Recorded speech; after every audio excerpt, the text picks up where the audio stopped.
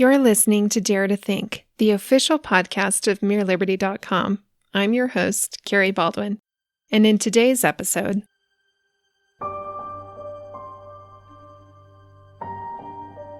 in Give Me Liberty, Rose Wilder Lane has expanded her sensational Saturday Evening Post leading article, Credo. This was the first candid personal account of the changing of an American's mind from an uncritical acceptance of socialist, communist, New Deal philosophy to an understanding of American values. To the many Americans who are still confused, and to all young Americans, Mrs. Lane's experience is fascinating and profoundly helpful. She describes vividly her friendliness with communists in New York, her enlightening encounters with socialist bureaucracies in Europe, and her observations and discussions with simple villagers and primitive communists in Russia during the early years of the Soviet regime. One finds laughter, surprise, excitement, and shock in this personal story. It will grip and hold any reader's interest. Join me, Kerry Baldwin, as we dare to think about Rose Wilder Lane's journey out of communism.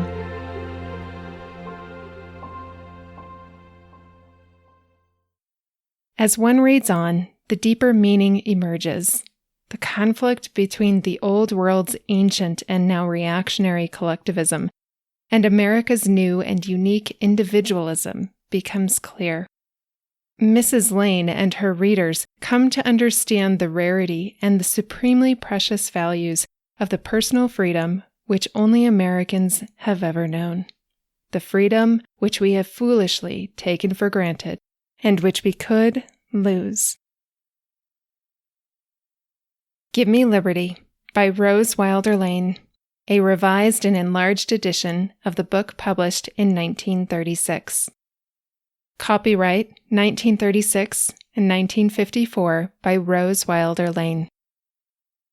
Printed and bound in the United States of America by the Caxton Printers Limited, Caldwell, Idaho 77808.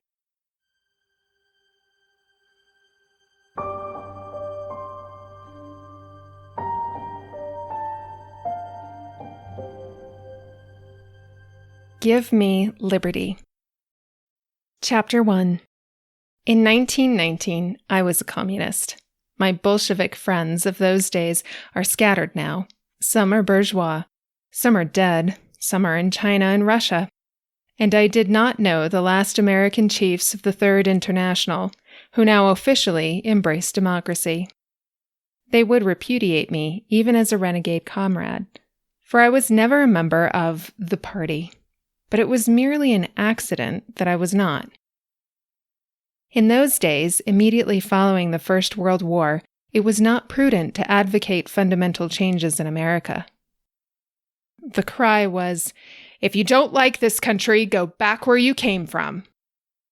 I had friends, patriotic Americans from American families as old as my own, who had been tried and sentenced to 20 years imprisonment for editing a magazine friendly to the Russian experiment. Ships lay with steam up and papers cleared, ready to whisk from these shores without legal process or any opportunity for defense, groups of suspected radicals rounded up by agents of the Department of Justice. Policemen were breaking down unlocked doors, smashing innocent furniture, with surprising lack of discrimination, beating up Russians who had fled from communism because they didn't like it. Amid all this hysteria, and in quite real danger, Jack Reed was organizing the Communist Party in America. I forget the precise locale of that historic scene, but I was there, somewhere in the slums of New York. A dirty stairway went up from the filthy sidewalk. Haggard urchins at the door offered communist publications for sale. The usual gaunt women were asking for help for someone's legal defense. "A dime, comrade? A nickel? Every penny counts." We went up through the sluggish jostling on the stairs to the usual dingy room with the rented chairs, the slightly crooked posters on smudged walls, the smell of poverty, and the hungry, lighted faces. All those meetings were the same that winter. Their light seemed to come not from the grudging bulbs that dangled from the ceiling, but from their faces. Our police were shouting that communists were foreigners, and it was true that most of the faces were foreign, and many of the voices. But these people had a vision that seemed to me the American dream. They had followed it to America, and they were still following it. A dream of a new world of freedom, justice, and equality. They had escaped from oppression in Europe to exist in New York slums, to work endless hours in sweatshops, and wearily study English at night. They were hungry and exhausted and exploited by their own people in the strange land, and to their dream of a better world which they did not hope to live long enough to see, they gave the dimes they needed for food. I remember the room as a small room with perhaps 60 men and women in it. There was an almost unbearable sense of expectancy and a sense of danger. The meeting had not yet begun. A few men gathered around Jack Reed were talking earnestly, urgently. He caught sight of the man with me, and his tenses broke into Jack Reed's smile, more joyous than a shout. He broke loose from the others, reached us in half a dozen strides, and exclaimed, "Are you with us? Are you?" he repeated, expectant. But the question itself was a challenge. This was a risky enterprise. Jack Reed, as every communist knows, did not leave his own country later. He escaped from it. Federal agents, raiding police, might break in upon us at the moment. We knew this, and because I shared the communist dream, I was prepared to take risks and also to submit to the rigorous party discipline. But the man beside me began a vague discussion of tactics, evaded, hesitated, questioned, and demurred.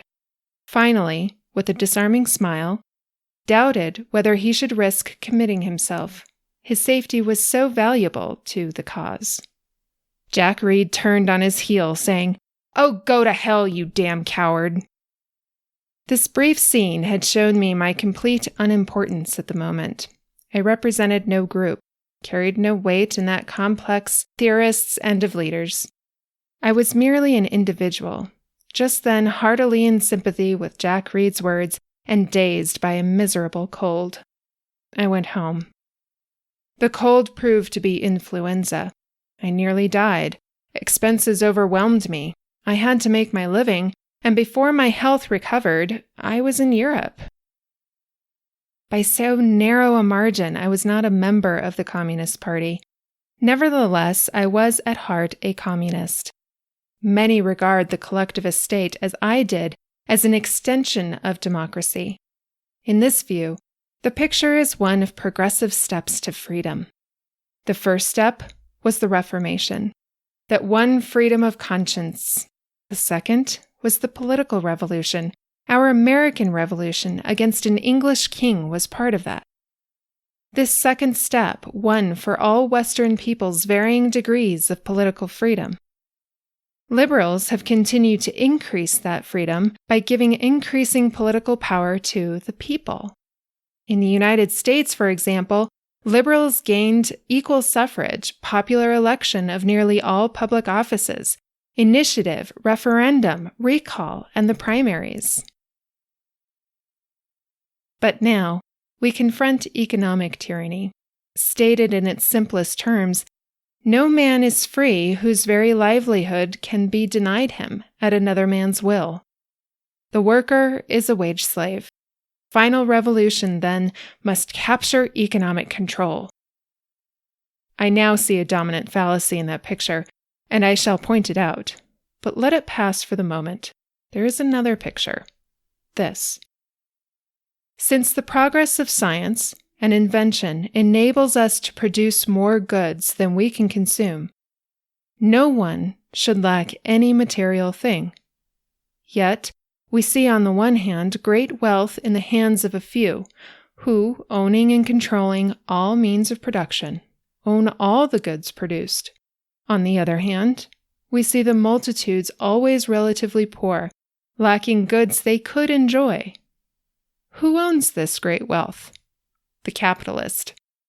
What creates wealth? Labor. How does the capitalist get it? He collects a profit on all goods produced. Does the capitalist produce anything? No, labor produces everything. Then if all working men, organized in trade unions, compelled all capitalists to pay in wages the full value of their labor, they could buy all the goods produced. No, because the capitalist adds his profit to the goods before he sells them. From this point of view, it is clear that the profit system causes the injustice, the inequality we see. We must eliminate profit. That is to say, we must eliminate the capitalist. We will take his current profits, distribute his accumulated wealth, and ourselves administer his former affairs. The workers who produce the goods will then enjoy the goods. There will no longer be any economic inequality, and we shall have such general prosperity as the world has never known. When the capitalist is gone, who will manage production? The state. And what is the state? The state will be the mass of the toiling workers. It was at this point that the first doubt pierced my communist faith.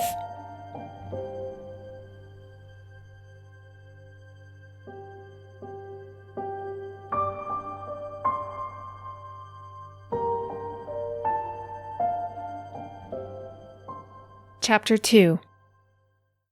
I was in Transcaucasian Russia at the time, drinking tea with cherry preserves in it and trying to hold a lump of sugar between my teeth while I did so. It's difficult. My plump Russian hostess and her placid, golden-bearded husband beamed at me, and a number of rounded-cheeked children stared in wonder at the American. Their house was a century old and charming. Icons hung on the thick walls whiter than snow, feather beds rounded upward in the bed niche of the large brick stove, which was also whitewashed. Every fabric was embroidered. My host's collar and his wife's gown were works of art. There was an American sewing machine, and the samovar was a proud samovar. The village was communist, of course. It had always been communist. The sole source of wealth was land, and it had never occurred to these villagers that land could be privately owned. These plains of Russian Georgia are a great deal like those of Illinois. The Russians came into them as pioneers about the same time that Americans were moving into Illinois. They came in the same way, on foot, goading the oxen that pulled the slow wagons over roadless prairies. Industrious, thrifty, good-natured, and eminently sensible people, the Russians moved in groups, settled in villages, cultivated the good land in common, and prospered. In Illinois, every settler paid for his land. There was no free land for Americans until 1862. Here in Russia, the land was free. Each village cultivated as much as it needed. Within the village, each family tilled an allotted acreage. When in the course of natural events, the size of the families altered so that the division of land was unsatisfactory, all the villagers assembled in town meeting and wrangled out a new division. This happened every 10 years or so, depending on births, marriages, and deaths. These people had never been oppressed by landowners. Most of the villages had no experience of landowners, and none of them had any real contact with the Tsar's government. Once a year, in the fall, they had been accustomed to paying a tax collector a tenth of their year's yield from the grain fields. The tax collector came riding across the plains, collected the taxes in ox wagons, and rode away. The young men occasionally went to war, usually to a little private war with a Tartar village. Most of these Russians were primitive Christians. Opposed to war, they had come or had been driven from old Russia because they would not send their sons to the Tsar's armies. But with the passing of a century, their opposition had weakened. The young men had sometimes been willing enough to be conscripted for war. Thus, occasionally, an official rode into the village. Young men rode away with him. And when some returned months or years later, they brought the news of where they had been and what they had done and seen. I had before me the spectacle of a virgin country, free land, rich soil, to which the pioneers had brought communism. They had lived here for 100 years, undisturbed. I met in these villages many old men who asked me what had been the result in my country when the Tsar of the world died. I met young men who had been in German prison camps and who explained to pop-eyed neighbors that I came from America, a fabulous land to which you might write a letter asking for anything, for food, for cigarettes, for socks, matches, sugar, even for a coat, and it would come. And they were not at all stupid. They were the best of farmers and dairymen. They were good mechanics. They were fine housekeepers and cooks. They were open-minded and experimental. One village had imported a Swiss at a good salary and built a Swiss chalet for him and his family. He was employed to raise the breed of milch cows and to make cheese in the village cheese factory. There was one village, 2 miles long and 1 street wide, lighted by electricity from the village electric plant. Its women did not do their washing in the river, but in a village laundry. Crops had been good that year. The cattle were fat. The granaries overflowed. And all the open house lofts held piles of red gold pumpkins. Of course, there was not a poor man in the town. Everyone worked, and, weather permitting, everyone who worked was abundantly fed. No communist could have desired better proof of communism's practical value than the prosperous well-being of those villagers. The Bolsheviks had then been nearly 4 years in power, and the village taxes had not been increased, nor any more young men taken from the army than during the Tsar's regime. These villagers depended hardly at all upon Tiflis, the nearest city, but even Tiflis was, at the moment, reviving under NEP, Lenin's new economic policy, of a temporary breathing spell for capitalism. My host astounded me by the force with which he said that he did not like the new government. I could hardly believe that a lifelong communist, with the proofs of successful communism thick about us, was opposed to a communist government. He repeated that he did not like it. No, no! His complaint was government interference with village affairs. He protested against the growing bureaucracy that was taking more and more men from productive work. He predicted chaos and suffering from the centralizing of economic power in Moscow. These were not words, but that was what he meant. This, I said to myself, is the opposition of the peasant mind to new ideas, too large for him to grasp. Here is my small opportunity to spread a little light. I could understand simple Russian, but I could not speak it well, and through my interpreter I explained in primer words the parallel between the village land, as a source of wealth, and all sources of wealth. I drew for him a picture of great Russia, to its remotest corner, enjoying the equality, the peace, and the justly divided prosperity of his village. He shook his head sadly. "It is too big," he said. "Too big. At the top, it is too small. It will not work. In Moscow, there are only men, and man is not God. A man has only a man's head, and 100 heads together do not make one great head. No, only God can know Russia." A Westerner among Russians often suddenly feels that they are all slightly mad. At other times, their mysticism seems plain common sense. It is quite true that many heads do not make one great head. Actually, they make a session of Congress. What, then, I asked myself dizzily, is the state? The communist state, does it exist? Can it exist? I wonder now whether that ancestral home, that village, have yet been wiped from the soil of Russia to make way for a communal farm, worked in 3 daily 8-hour shifts, plowed by tractors, and harvested by combines, illuminated at night by enormous arc lights? Do my host and his wife eat, perhaps, in a communal dining hall and sleep in communal barracks? Certainly their standard of living was primitive. In 100 years it had not changed. They had no electric lights, no plumbing. They bathed, I supposed, only once a week in the village bathhouse, and perhaps it wasn't sanitary. How many germs were in their drinking water? No one knew. Their windows were not screened. Their dusty roads were undoubtedly fathomless mud in rainy weather. They had no automobiles, nor even horses, only ox wagons. Their standard of living, in a word, had remained that of the pioneers of Illinois 100 years ago. Possibly their standard of living has already been raised. It may be that in time every tooth in Russia will be brushed thrice daily and every child fed spinach. But if this is done for the people in former Russia, it will not be done by them, but to them. And what will do it? The state?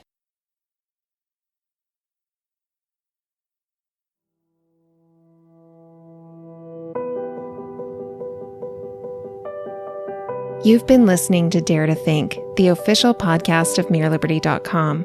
I'm Kerry Baldwin, and I'm an independent researcher and writer working outside academia.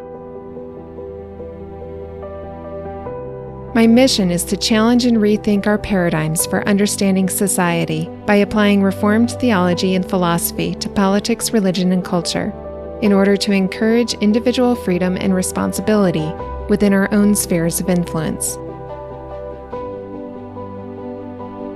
This episode was created due to the generous support of my patrons and underwriters. I'm so very grateful to Bob, Patrick and Shannon, David and Nina, Jean, and my newest patron, John, for helping me get this episode published. If you've enjoyed today's episode and would like to join me and my other patrons and underwriters in our effort, you can sign up at MereLiberty.com/membership. Joining on a monthly membership comes with exclusive rewards and premium content. Alternatively, you can choose a one-time donation. You'll find a direct link to the membership page in the description to this episode. You can listen to more episodes by subscribing on virtually any podcatcher, and you can read my articles on MereLiberty.com and the Libertarian Christian Institute, where I'm a regular contributor.